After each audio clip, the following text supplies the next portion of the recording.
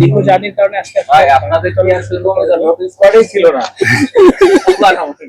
অস্ট্রেলিয়ার বিপক্ষে দ্বিতীয় টেস্টের আগে সাংবাদিকদের সঙ্গে মুখোমুখি হয়ে এভাবেই মজা করছিলেন বাংলাদেশ অধিনায়ক নাজমুল হোসেন শান্ত।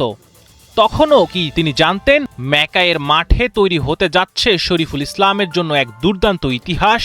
ইনজুরির কারণে প্রথম টেস্টের স্কোয়াডে ছিলেন না শরীফুল, তবে দ্বিতীয় টেস্টে ফিরেই অস্ট্রেলিয়ার শক্তিশালী ব্যাটিং লাইন আপকে যেন একাই ধসিয়ে দিলেন এই পেসার। সুইং আর বাউন্সের দারুণ মিশেলে কুপকাত করলেন স্মিথ হেডদের। অজিদের বিপক্ষে অজিদের মাটিতেই তুলে নিলেন একাই ৬টি উইকেট। অস্ট্রেলিয়ার বিপক্ষে প্রথম টেস্টে থাকতে না পারায় অবশ্য খুব একটা আক্ষেপ ছিল না শরীফুলের। দলের সঙ্গে থেকে সতীর্থদের পাশে জয় উদযাপন করায় যেন খুশি ছিলেন এই পঞ্চগড় এক্সপ্রেস।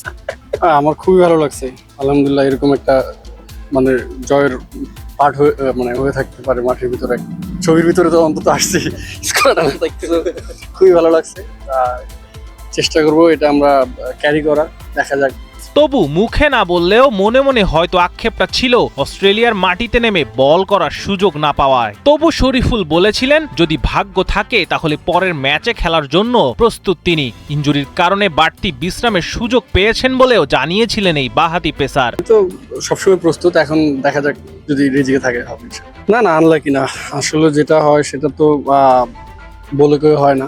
সো যেটা হয় আল্লাহর ভালোর জন্যই করে। সো আলহামদুলিল্লাহ, ইনজুরির পর একটা হয়তো কিছুদিন রেস্ট পাইছি এবং কি আমি রিহ্যাব করেছি, এটা আমার জন্য বডির জন্য আরো আমার মনে করি যে আমার আরো ভালো হয়েছে। এবার সেই বিশ্রামই যেন কাজে লাগলো। ম্যাচের আগের দিন সংবাদ সম্মেলনে অবশ্য অধিনায়ক শান্ত জানিয়েছিলেন শরীফুলের অবস্থা ঠিকঠাকই আছে, সুযোগ পেলে ভালো কিছু করার জন্য প্রস্তুত তিনি। শরীফুল ঠিক আছে, সুস্থ আছে, ভালো বোলিংও করছে।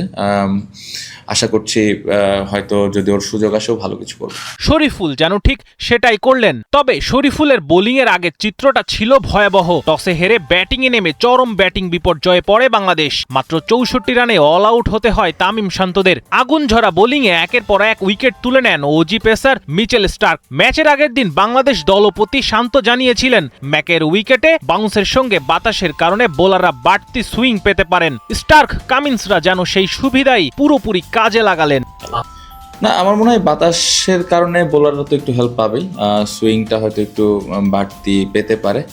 বাতাসটা যদি ইউজ করতে পারে বোলাররা, অবশ্যই বোলারদের জন্য একটা বাড়তি সুবিধা থাকবে। যদিও অজিদের বিপক্ষে টেস্টে সেশন বাই সেশন খেলে ম্যাচে ফিরে আসার প্রত্যাশা ছিল শান্তর, আর সেই প্রত্যাশার বড় গুরুভারে এসে পড়ে বোলারদের ওপর। সেই দায়িত্ব সামনে থেকে নেতৃত্ব দিলেন পঞ্চগড় এক্সপ্রেস।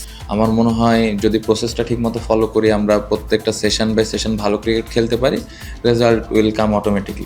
প্রথম টেস্টের পর ডারউইন থেকে ম্যাকাইতে যেতে চরম দুর্ভোগ পোহাতে হয়েছিল শান্ত মিরাজদের। দীর্ঘ ভ্রমণ, ইনজুরি আর ম্যাচের ক্লান্তির ছাপ সবকিছুর পর দ্বিতীয় টেস্টে শরীফুলের প্রত্যাবর্তন ছিল তাই বিশেষ কিছু। প্রথম টেস্টে দলের বাইরে থাকা এই বাঁহাতি পেসারই এবার অস্ট্রেলিয়ার ব্যাটিং লাইন আপে তৈরি করলেন আতঙ্ক।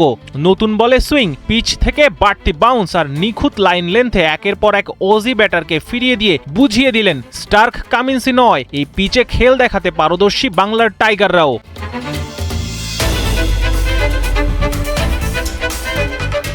শরীফুলের ৬ উইকেটের স্পেল অস্ট্রেলিয়ার মাটিতে প্রতিপক্ষের আগুন ঝরা পেস আক্রমণের সামনে ৬৪ রানে গুটিয়ে যাওয়ার পরও ম্যাচে লড়াই করার সাহস দেখাচ্ছে।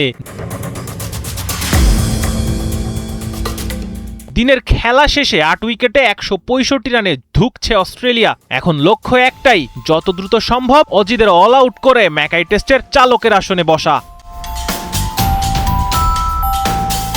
আলিফ খন্দকার, ৭১।